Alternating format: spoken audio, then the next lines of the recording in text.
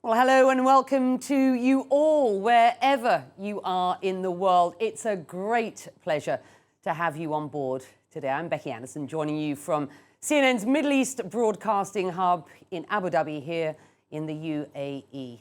And what a time to be gathering. We are living through a pivotal point in history, with the COVID-19 pandemic acting as both catalyst and inventor of once unimaginable change in our daily lives, from how we live, how we work and how we socialize, to how our children access their education, and to how the global order of geostrategic alignment itself is being reshaped in front of our eyes. May you live in interesting times, said to be a curse from ancient China. That has truly been the maxim of this, our modern era. Well, for the last 20 years, the Warwick Economics Summit has built a reputation as a leading platform for discussion about the most pressing issues of our times, an opportunity to debate the here and now and what's to come with global leaders who are shaping our world. So it is my great pleasure today to introduce Her Majesty Queen Rania of Jordan, who I am honoured to say I've known for many years, and over the years I've had the privilege of spending time with Her Majesty, getting a first-hand look at her pioneering initiatives in education and entrepreneurship, which are at the heart of her commitment to bettering the lives of all Jordanians, with a real focus on empowering women and children, which we will discuss today. And over the years, Queen Rania and I have also spoken at great length about the importance of tolerance around the world and of Her Majesty's efforts to promote a greater understanding and acceptance of people of all faiths and cultures, with a particular focus on challenging stereotypes of Arabs and Muslims. And against the backdrop of the pandemic that we are living with today, these are all valuable topics that I hope we can develop in our discussion today. Well, Your Majesty, it is a great delight to see you again. How are you? I'm doing great, Becky, and it's great to be speaking to you. And thank you for that introduction and for the great reporting you always do. Well, no, thank you very much indeed. Let's just jump straight in. COVID-19 is clearly the backdrop to this discussion, and the equitable distribution of vaccines is, and rightly so, one of the most important topics that we are reporting on today, and I know you are interested in discussion. Jordan, of course, one of the very few countries promising and delivering vaccines for refugees, and that is something we applaud. We know, Queen Rania, that vaccine nationalism is rife. We know it will cost many lives and perhaps will cost millions as far as the global economy is concerned, perhaps billions, if not trillions, according to the latest reports. On an economic level and on an empathetic level, what is your case, to your mind, for the equitable distribution of vaccines? Well, you know, like my husband, His Majesty King Abdullah, has said, vaccines are a global public good, and they should be viewed as such. Sadly, that hasn't been the case. Even before pharmaceuticals were given the green light to mass produce and sell their vaccines, the majority of doses were pre-ordered by wealthy nations. So according to the vaccine watchdog, the People's Vaccine Alliance, some wealthy nations ordered enough doses to inoculate their populations 3 times over. Whereas lower income countries, on the other hand, will at best only manage to vaccinate 1/10 of their populations. And so I see no reason why those who have excess supply can't donate their surplus to poorer countries. And I'm glad that some countries have committed to doing just that. I'm also glad that some countries have signed on to support and donate to COVAX, which is hoping to deliver upwards of 1 billion doses by the end of the year to low-income countries. I think it's an imperative to make sure that vaccine equity is a priority for us, because, we do have a cloud hanging over our heads, all of us, not just the poor nations. Whether you're wealthy or poor, whether you're a high income or low income nation, we have a cloud of unevenness over us. And this unevenness is not just in terms of how people have been impacted, some much more severely than others, but also on our ability to recover. So, like high-income countries are able to provide the economic stimulus, whereas lower-income countries and emerging markets do not have the fiscal space to provide liquidity to their economies, which will help them recover. And as a result, you're seeing if countries are unable to recover, then there's going to be instability and insecurity for all of us. And no matter how wealthy you are as an individual or as a nation, no amount of wealth will shield you from the real anger and hostility that's out there.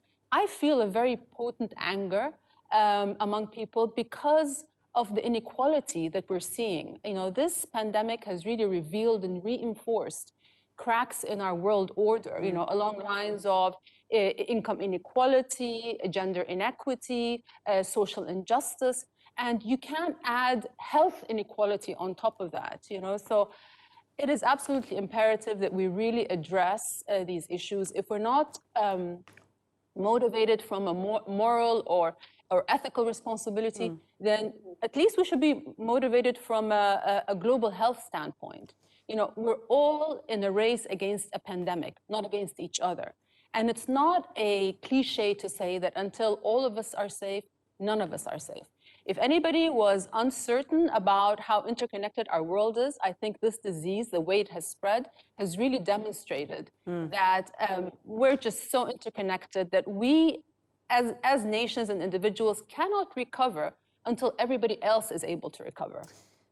While children around the world, wherever they live, be it the developed or developing, the richer or poorer nations, have been impacted by this pandemic.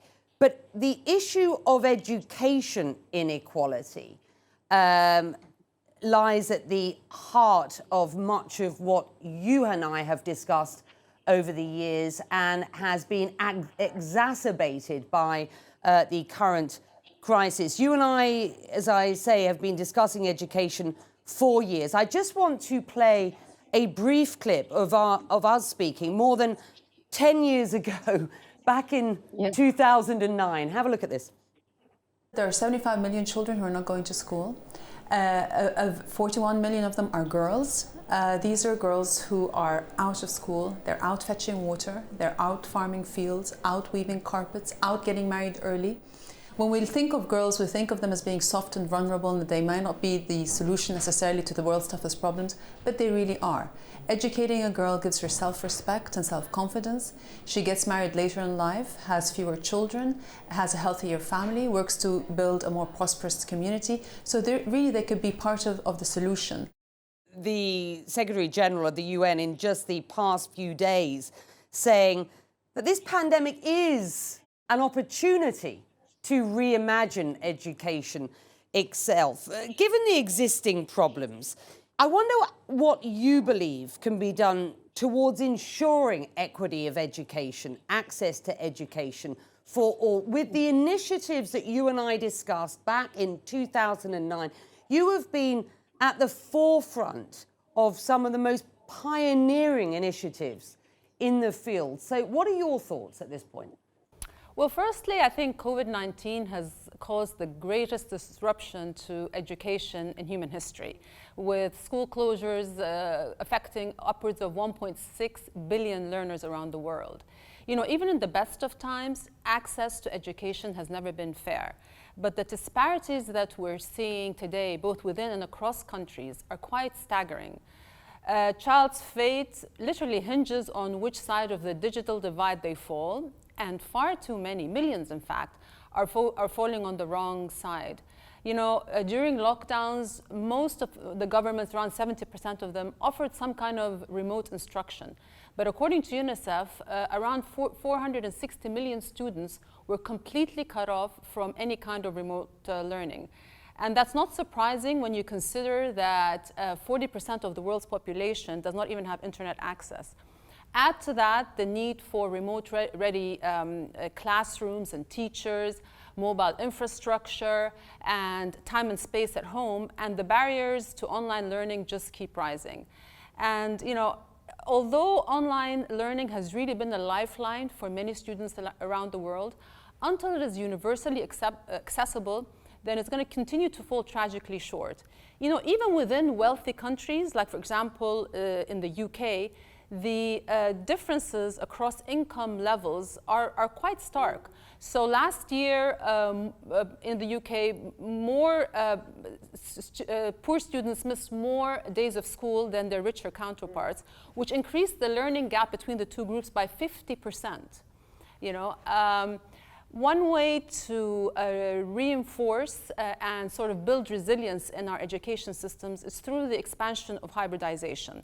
Now is the time to truly invest in in-person and remote learning methods, and to really build the capacities to deliver on them.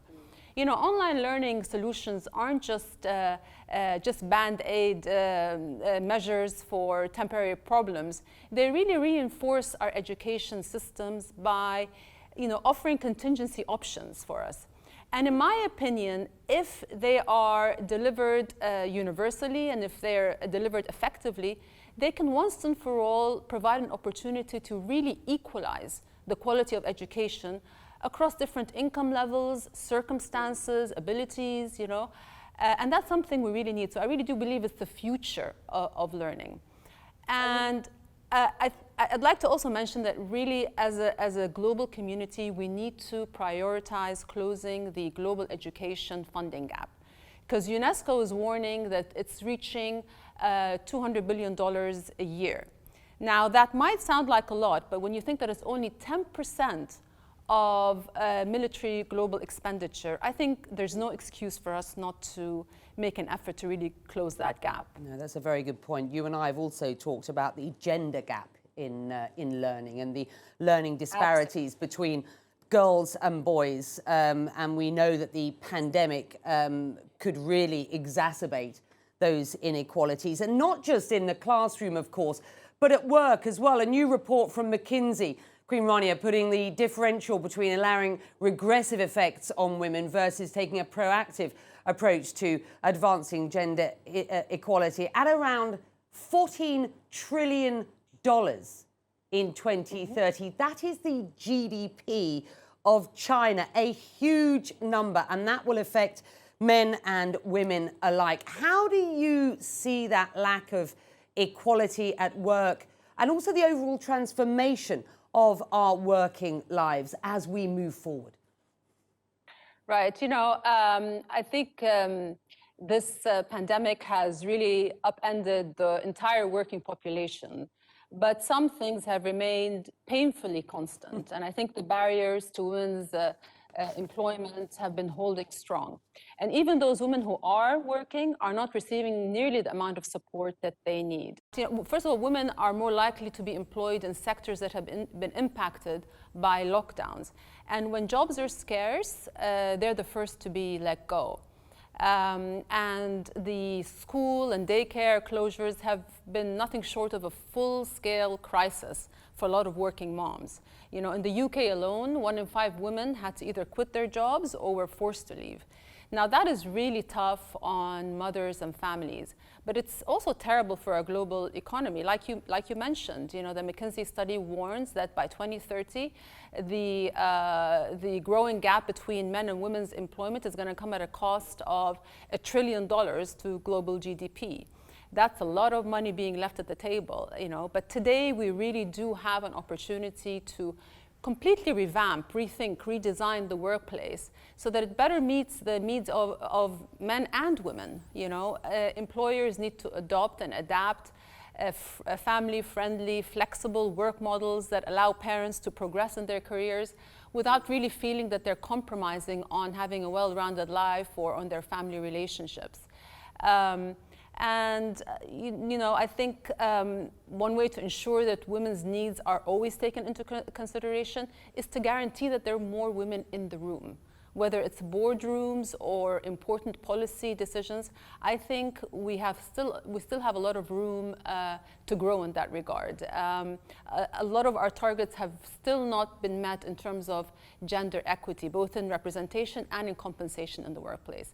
When it comes to the workplace in general, you know, this crisis has posed a lot of aspects of our lives, but it's also fast-forwarded many others. And I think the future of work, with all its potential benefits and pitfalls, is one of them. I'm by no means an expert, but I think the way we think about work will never be the same again. Studies show that the majority of skilled workers now prefer a blend of a home office work arrangement. So employers who don't embrace that flexibility will be at a disadvantage when it comes to recruiting new talent. I also think that the flexible workplace is more inclusive because it brings in people who were traditionally shut out from the workplace because of their circumstances. So for example, single parents, people with disabilities, even talented refugees abroad. But the option to work from home still remains elusive to many around the world. According to the World Bank, in the higher income countries, 1 in 3 jobs can be done from home, but that number goes down to 1 in 26 in lower income countries.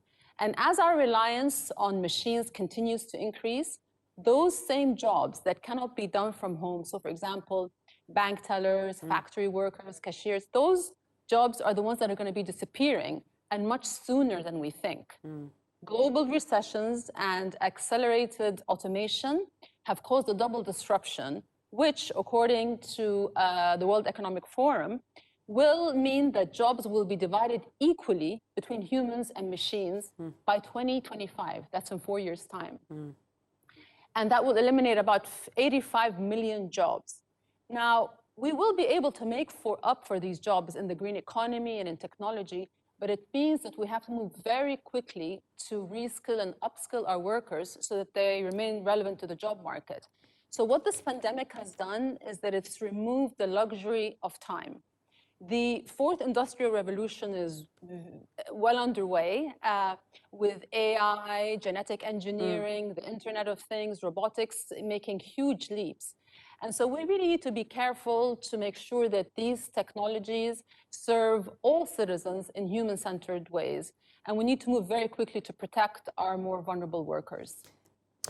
I wonder whether you think that as the poor are getting poorer, especially in developing countries, even such as Jordan itself, whether you believe we will see a further crisis for globalization, and just how effective do you believe leadership is and can be going forward, given that so much is under assault?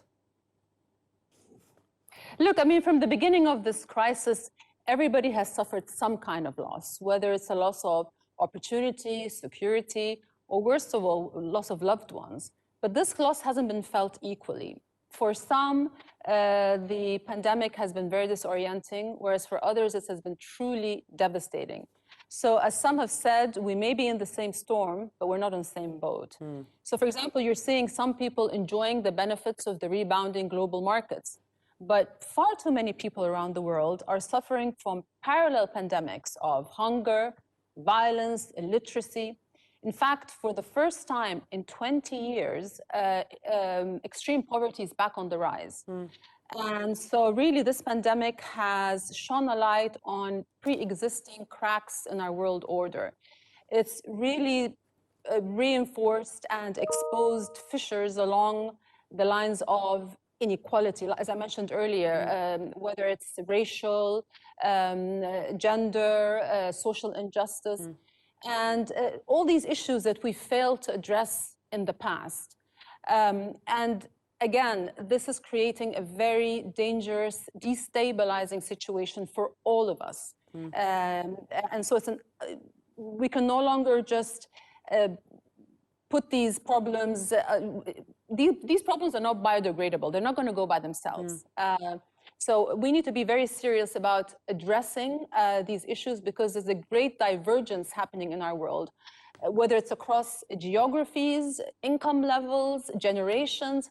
And this anger you cannot shield yourself. In an interconnected world, you cannot shield yourself from this anger. I would like to point out, however, that this period has also shown some of our strengths as an international community.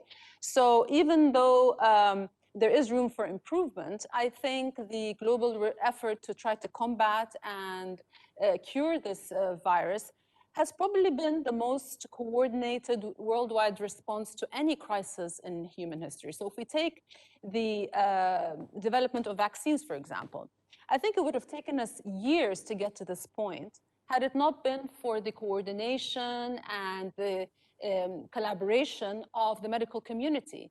And so that was a really shining, undeniable example of how a crisis can fuel innovation, and how when we put our politics and national identities to one side and work towards a common goal, we can achieve so much for so many. So moving forward in a post-pandemic world, which spirit do we want to carry forward? Do we want to try and likely fail to go it alone? Or do we want to agree to make everybody's well-being our new bottom line and really try to work to achieve that? I think that we have a once-in-a-lifetime opportunity to try to reimagine new socioeconomic systems and to exercise bold and visionary leadership and create a new normal that provides opportunity for everyone. You know, I think we need a new North Star to guide economic policy, new metrics that go beyond just measuring GDP, but actually look at environmental and social criteria. The private sector have a big role to play. I know some companies are already heading in that direction, but they really need to institutionalize the practice of aligning corporate success with social progress. Again, integrating financial metrics with relevant non-financial criteria. For example, measuring greenhouse effects, gender equity, whether in terms of compensation or representation. All those things are incredibly important. Whatever normal we go back to, I know that we cannot go back to the old normal that left too many people behind. Because if we've learned one thing from this crisis is that we're only as strong as the weakest among us. So I don't think we should lose this opportunity to really try to right a lot of the wrongs in our world. And the last thing we need now is to just have these inequalities further deepened, because as I said before, this is going to be destabilizing for everyone. Queen Rania, you're making some very, very valuable points. And as we close this out, it's also good to hear your thoughts on how this can be an opportunity and one that may be an equalizer or more of an equalizer going forward. Finally, I do want to ask you a question, not as Queen Rania, but as a loving wife and devoted mum, which I know you are. How has your life changed for yourself and for your family? You know, look, I think everyone during this time will have felt a little bit detached or isolated. I think, you know, when our lives migrated online overnight, not even the most advanced networks could sort of protect us from feeling a little bit disconnected. And I know that loneliness became a parallel pandemic of sorts for many people. In the UK, 50% of remote workers suffered from it, and a quarter of all adults during lockdowns. And when your emotional health takes a hit, so does your outlook on life. There have been studies that have shown a link between loneliness and populism. Because lonely people are more likely to view the world as a hostile place, which makes them easy targets for exploitation by populists who want to pit us against one another. Now, I think it's only natural for us to lean on our smartphones and devices in these isolating times.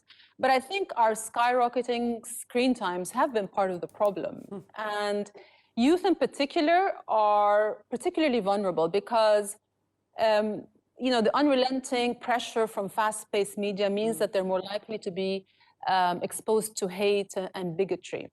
Now, I'm not advocating that we should reject social media wholesale, because nothing is inherently totally good or bad. I think it's just how we conduct ourselves we need to be a bit more thoughtful about how we use these media. We need to be not just disciplined, but even draconian in our efforts to avoid negative or counterproductive content. And I think this pandemic has given us perspective on the importance of cultivating close relationships, not just building networks of distant friends and followers. And that has been part of the silver lining. I mean, I know that for many families, myself included, it was just, I really found it a blessing to have all my kids in one place.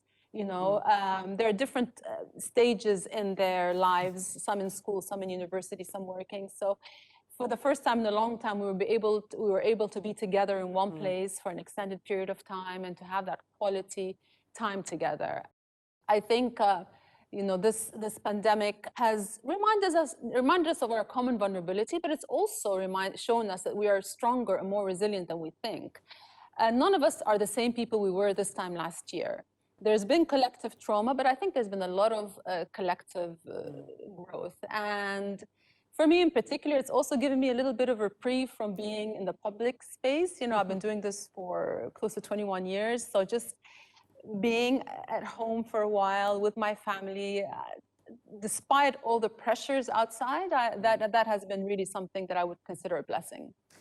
Your Majesty, Queen Rania of Jordan, it has been an absolute privilege. Thank you so much for joining us. And thank you to the Warwick Economics Summit. Congratulations again on your 20th year. And from both of us, Queen Rania and myself here at CNN Abu Dhabi, thank you for joining us. Take care, be well, and wherever you are in the world, do stay safe.